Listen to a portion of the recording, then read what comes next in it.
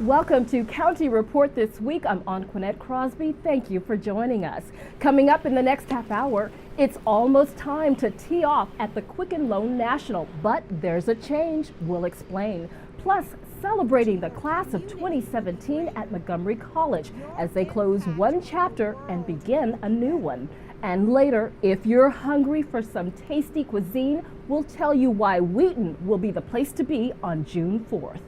But first, we begin with news of the Purple Line. A federal judge has halted plans for construction.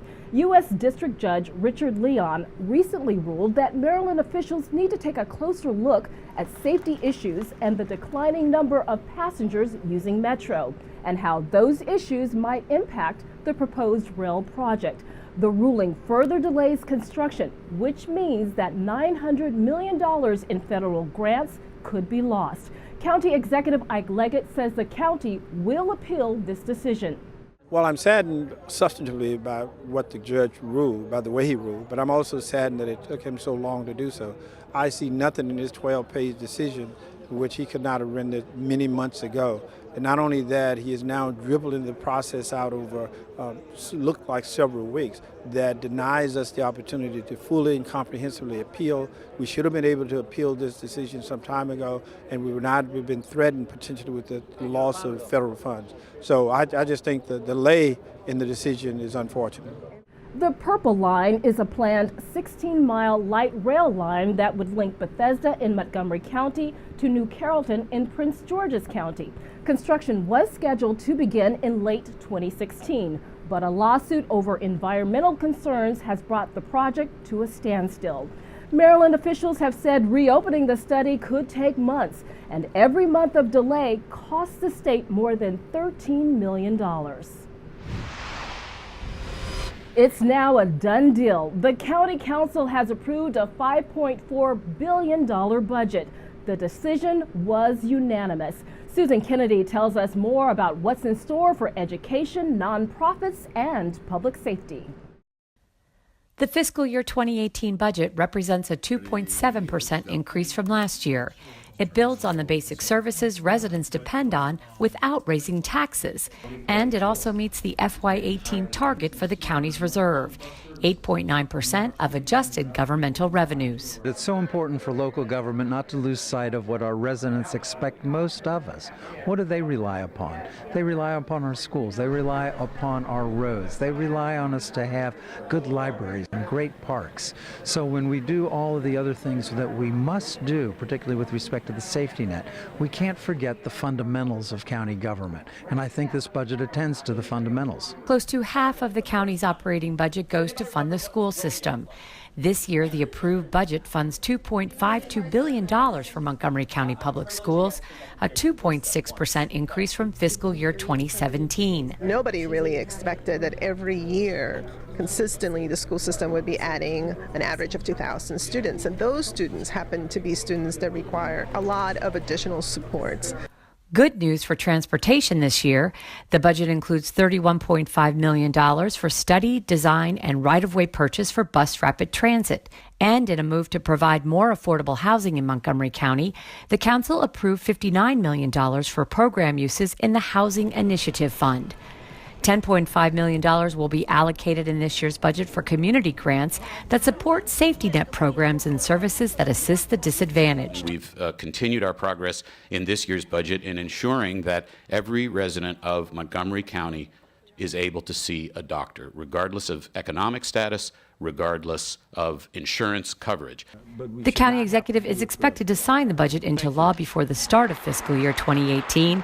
In the meantime, Council President Berliner says he and his colleagues wrap up this budget season satisfied it reflects the values of Montgomery County residents. This budget really does combine three distinct elements: fiscal responsibility, our values, and attending to the basics. In Rockville, I'm Susan Kennedy for County Report This Week. Thousands of county residents are eligible to become U.S. citizens, but the required testing and application fees can be overwhelming. Now there's a new initiative aimed at putting resources into the hands of those applying for naturalization. Lorna Virgili has all the details. Lorna? Antoinette, the county has joined 2 national organizations and 6 local nonprofits with the goal of naturalizing almost 60,000 county residents. We are going to make it as convenient as possible, as accessible as possible, and to remove some of the barriers which people right now find somewhat challenging for them. But I believe that we can get a very good number, and hopefully we can get every one of those people at least to go through the process. The county will develop citizenship informational corners in Wheaton, Gaithersburg, Germantown, and East County to connect the immigrant community to resources, materials, and information in different languages. Montgomery College is offering free citizenship classes. We're delighted to be able to offer classes throughout the county as part of our grant program that's funded by USCIS and Homeland Security. So these classes run about 60 hours. We have lower levels, we have beginner intermediate levels. They are in the evenings typically. We offer them in collaboration with Catholic Charities so that we can refer folks back and forth if they need additional legal services. So some of the things that we learn in the classes are things like how to answer the questions during the interview, how to fill out the application.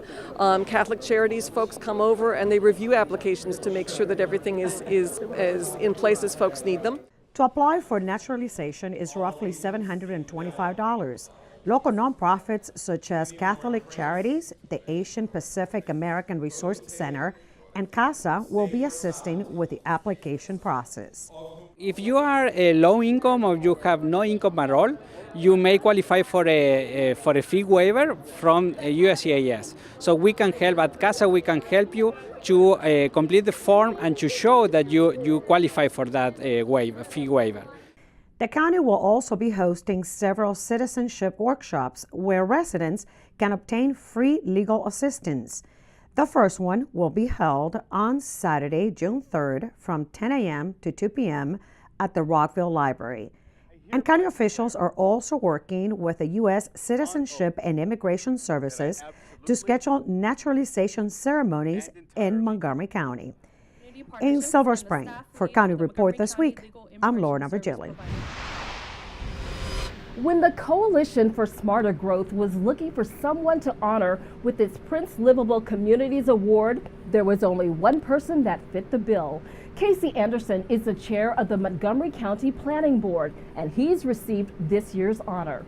For the past 20 years, the annual award has spotlighted an individual from the DMV for leadership on smart growth, transit, and community revitalization. We talked to Chair Anderson and others at the ceremony to find out what this award means for him and the county.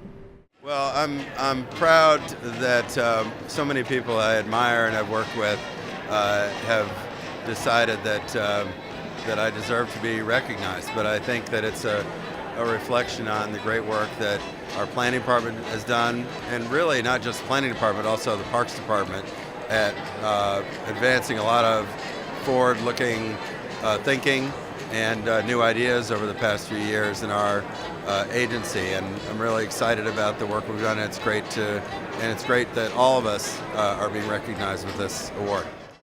He's a true leader. He has really energized the planning board and the planning staff. He has a great staff, and they've moved many things forward, including, the progress with White Flint, with the Bethesda plan, Littonsville plan, a new approach that rewards transit-oriented development in terms of their traffic tests. All of this is going to make a huge difference in terms of Montgomery County's competitiveness. To me, it symbolizes the direction of this whole county towards developing our public transportation nodes and our urban nodes, coming up with a model for development that doesn't create more sprawl, that promotes the environment, that creates better places to live, more vibrant communities, housing over public transportation.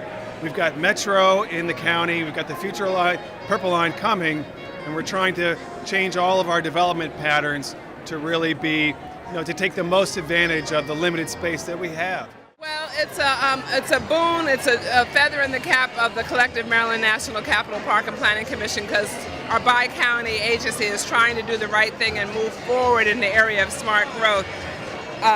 But Casey winning this award is good for us, but it's an honor that he deserves because of what he brings to the table and working with the Montgomery County staff as well. So I am so happy for him. Coming up on County Report this week, thousands of recent grads at Montgomery College reach a huge milestone, and so does the school. We'll take you to the commencement ceremony. And it's almost time for the pros to tee off at the Quicken Loans National, but there's a change on the course. We'll explain. Stay with us. County Report this week will be right back. In Montgomery County, we have a goal to reduce waste and recycle 70% of all waste by 2020. By recycling and reducing waste, we save natural resources and make our community even better. So recycle at home, work, school, everywhere, and keep recycling going.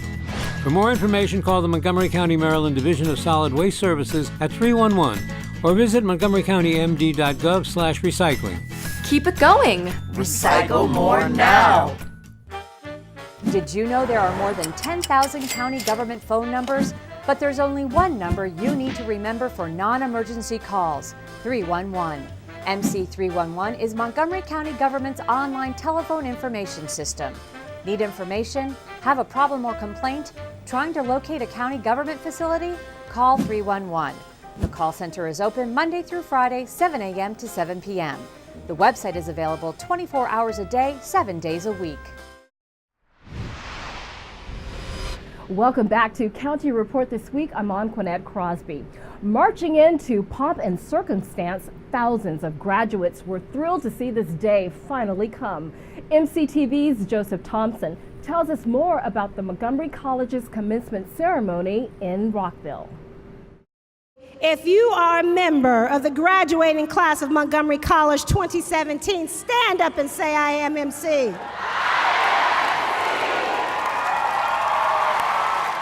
Montgomery College celebrated its 70th commencement ceremony, honoring graduates from the college's 3 campuses and workforce development and continuing education programs.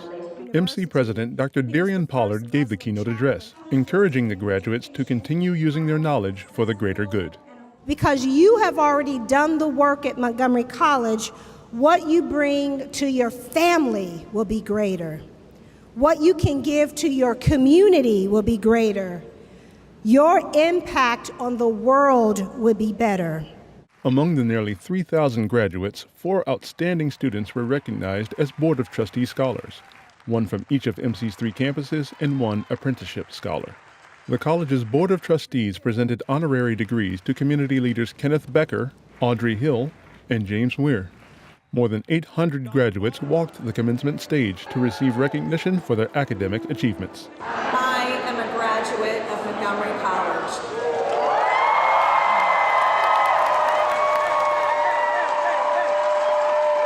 After the ceremony, many of the happy graduates spoke highly of their experiences at Montgomery College. I feel proud, to be Montgomery College graduate. It's a long path, but Montgomery College gave me the way. It feels awesome. I am leaving with a bunch of exciting memories and things to look back on. And I'm just very happy. It's been a wonderful experience. I feel well prepared to attend a 4-year institution. Impossible to move on further than that. I feel unstoppable. I feel like I can accomplish anything I want, and I really miss MC, so I'm going to be coming back. Reporting from Montgomery College's Rockville campus, I'm Joseph Thompson. Get ready to splash into summer with the opening of outdoor pools, but make sure you stay safe while cooling off in the water. On the Montgomery Aldea radio show, we talked about how to make this summertime activity safe and fun for everyone. The most important one is to follow all the rules enforced by the lifeguard and by the managers who are just there to help everybody out and to make sure that we follow all of the appropriate age restrictions for children. Children under the age of 10 need to be accompanied by an adult in the facility with them, and children under the age of 6 need to have an adult with a 1-to-1 ratio, 1 adult for every child in the water with them. And as a reminder, once a pool has reached its full capacity, no one can enter until others leave. Sign up for the Alert Montgomery service, where you can get alerts about which pools are full. The Quicken Loans National returns to Montgomery County this summer, but it will be played on a different golf course than last year. My MC Media's Sonia Burke explains. Professional golfers from around the world will be in Montgomery County from June 26th through July 2nd. This is the first year in its 11-year history that the tournament will be played at TPC Potomac. Last year's winner, Billy Hurley III, won the championship trophy down the street at Congressional, and he'll be back to defend his title at this new course in the Avenel community. I think it's going to be a hard test. It's a good golf course. It's a tough golf course. We get away from Congressional, and the how hard that place is, but this isn't going to be any less difficult. It's just a different kind of difficult than Congressional. In one sense, you might wish we were playing Congressional again, because I've played and competed there very, very well. In another sense, it's great to be here at Potomac, and maybe I can have a little leg up on guys, because I've probably played the course more than anybody else on tour. Fan favorite Ricky Fowler, who is ranked number 9 in the world, is coming back this year, as well as some other names you may recognize. Troy Merritt's coming, KJ Choi, Nick Watney, and Bill Haas. Bill Haas actually finished in the top 10 last year, and he has won a FedEx Cup in his past. And so the field is taking shape, and we'll have many more commitments as we get closer to the tournament. The Quicken Loans National benefits the Tiger Woods Foundation, and it honors the men and women in the armed forces. This is a community event, and we're proud to be in Montgomery County for the Quicken Loans National each year. Volunteers are still needed. For more information, visit the tournament's website. In Potomac, I'm Sonia Burke for County Report This Week. Coming up on County Report This Week, Bike to Work Day was a big hit in Rockville. Plus, bringing Asian American history to life through storytelling. Stay tuned, we'll be right back.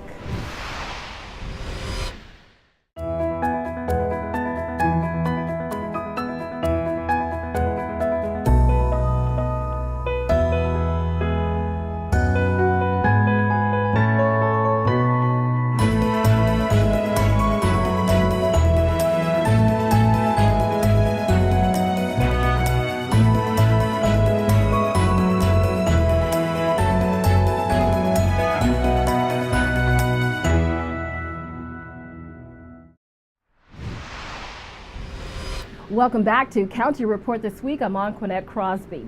May is Asian Pacific American Heritage Month.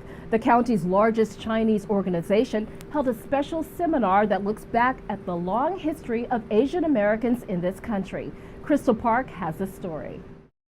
Recently, the Chinese Culture and Community Service Center in Gaithersburg hosted a seminar entitled Paving the Way, Chinese Stories, that looks back at the long and storied history of Chinese Americans.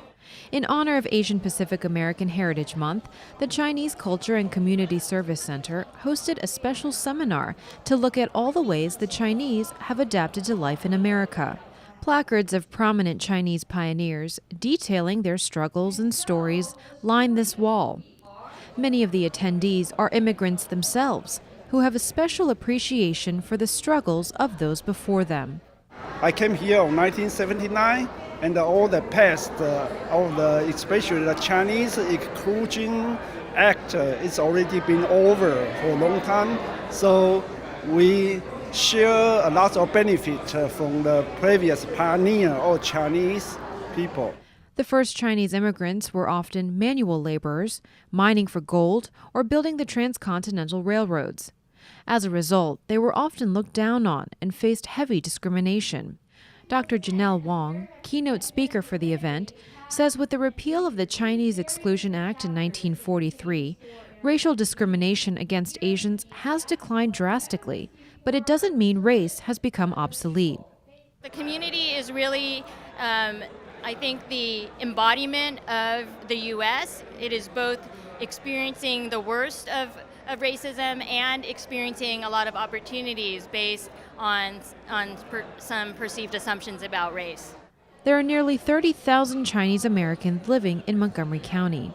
This is a community that brings a great deal in terms of professional capability, educational attainment, and it makes the Chinese American community makes Montgomery County a stronger and a more successful place to live, and very much part of the overall fabric of our community.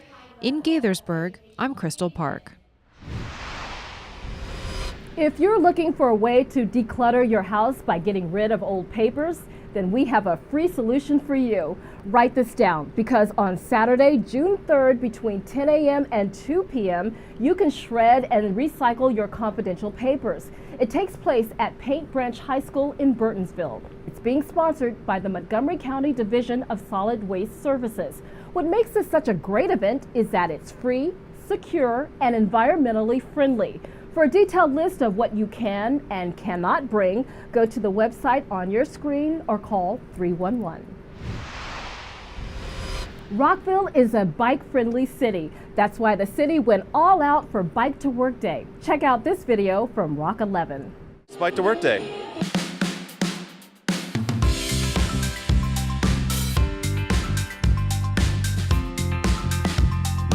Rockville's such a bike-friendly city, and this is an opportunity for us to showcase that. And a shout out to Dawson's, who every year comes out and helps us do that. I do ride a lot, I just don't ride to work. I ride on the weekends leisurely, but the work thing takes a little adjusting to. I'm actually going to try to do it more often. Yeah, it's great in Rockville. Rockville's a great place to ride to work and sort of clears the cobwebs.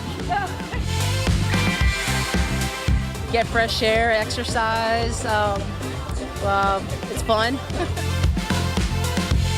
And I love riding to work. I get to ride along the Needwood trails right to school. I'm an elementary school teacher, so it's a great chance to show my students that exercise and fresh air is a great way to start your day. I think having these events, you try to draw more people who ordinarily might not bike to work and get them out there one day a year at least and see that you can get there. It's great exercise, mental relief, and helping to save the planet one pedal at a time. For more information, head to rockvillemd.gov/bicycling. Coming up next on County Report this week, finding a good home for our pets of the week. And we'll go to the grounds of Gaithersburg City Hall for the 8th annual Gaithersburg Book Festival. Stay with us.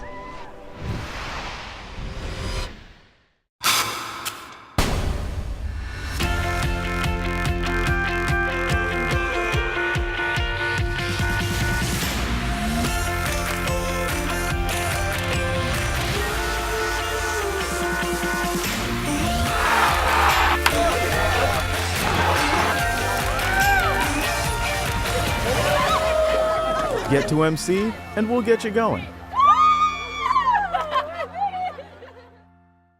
Here's your chance to save money and help the environment. Bring your reusable bag when you shop and you'll save 5 cents for every store bag you don't need. Retailers in Montgomery County charge 5 cents for the plastic or paper bags they provide. Why? Because plastic bags are the biggest single source of stream and waterway litter, causing pollution and flooding. And every year, Montgomery County spends $3 million on cleanup. So do yourself and the environment a favor. Bring your reusable bag when you shop, you'll fight litter and keep the change.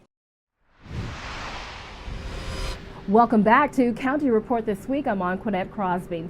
The Gaithersburg Book Festival has put the city on the map as a cultural destination. And this year's event set a new record for attendance. MyMC Media's Sonia Burke reports. That's right. This event has really grown. In its first year, they welcomed 40 authors. This year, almost 130. This year's book festival was bigger than ever. There was a record number of authors and thousands of book lovers who traveled from near and far to spend their Saturday reading books and meeting some of their favorite authors. Everywhere I look, there's a lot of people, and they seem to be having a good time. That makes me happy. This literary event showcases Gaithersburg's diversity, and that theme was evident everywhere you turned. There was music, a children's village, writing workshops, food, and of course, lots of books. Everybody comes to this like a celebration, not a club, but a celebration of ideas, books, biography, history. I love it. A big crowd showed up early to hear author Mark Shriver talk about his new book about Pope Francis. I'm learning from him every day because he's a great teacher, and I hope the book spreads that message of humility and mercy and faith. In another tent, Montgomery County Council member George Leventhal was in conversation with author Dan Zak, who has written a book about the ongoing threat of nuclear weapons. This book is about how and why this break-in happened. It was standing room only for author J. Courtney Sullivan, whose latest novel was recently described as a quiet masterpiece by the Washington Post's Ron Charles. I'm currently 8.5 months pregnant and I'm having a boy, so I thought, well, we have to name our child Ron Charles now. That's the only response to a review like that. No, it was wonderful. It was a thrilling thing to read that review. Who were you here today to see?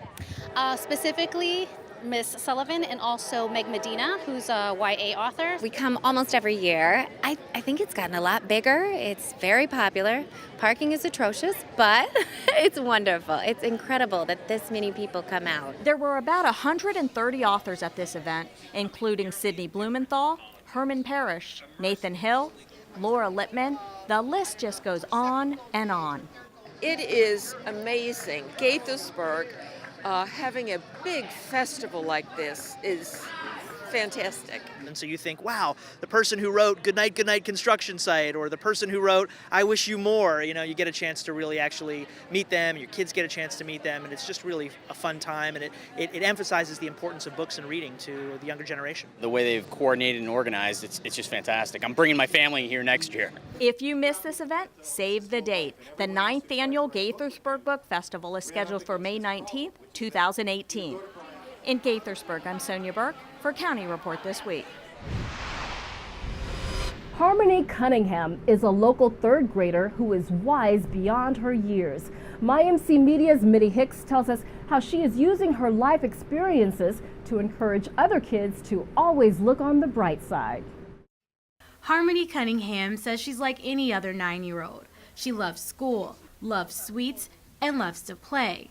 But it wasn't always that easy for her. When I was younger, I was always worrying about, was it my fault that me and my mom and my dad got divorced? Which is why Harmony decided to use her personal experiences to write a book.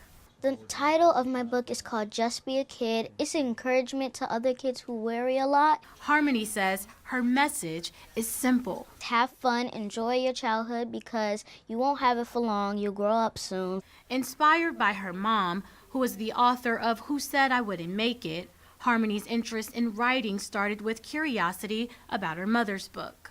Harmony and I were having a discussion. She was inquiring about what my book was about and wanting to read it. And I was explaining to her I don't think she's old enough. When she got a little older, then it may be something we can share together. And that is what sparked Harmony to write her own book. She came up with her title and expressed her feelings as her mom, shocked by her emotions, wrote them down. It was helpful for me because I believe that her emotion and experience other kids can relate to. And as adults, sometimes we don't catch those feelings. And so from a child to be able to express that to one child to another, I thought was actually great. And while Harmony says her book is about inspiring kids, her mom says she hopes this book will encourage parents to read between the lines. Support your children. If the vision seems too big for you, even if you feel that way, never acknowledge that in front of your children. Just support them 100%. You can find out more about Harmony's book on Amazon. In Silver Spring, I'm Mitty Hicks for County Report This Week. Be ready to taste savory food samples at the 22nd annual Taste of Wheaton. The festival will take place on June 4th. It'll be held in the Wheaton Triangle at the corner of Grandview Avenue and Reedy Drive.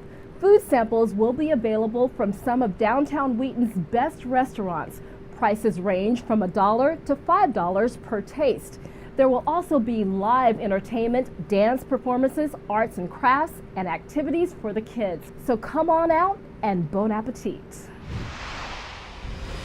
Now it's time to meet our Pets of the Week. Kathy Stanhope joins us from the Montgomery County Animal Services and Adoption Center with more. Kathy? This is a very special bonded pair. Taz is the bigger one and Snoopy is the little one. Taz is 5 and Snoopy is a very young 12.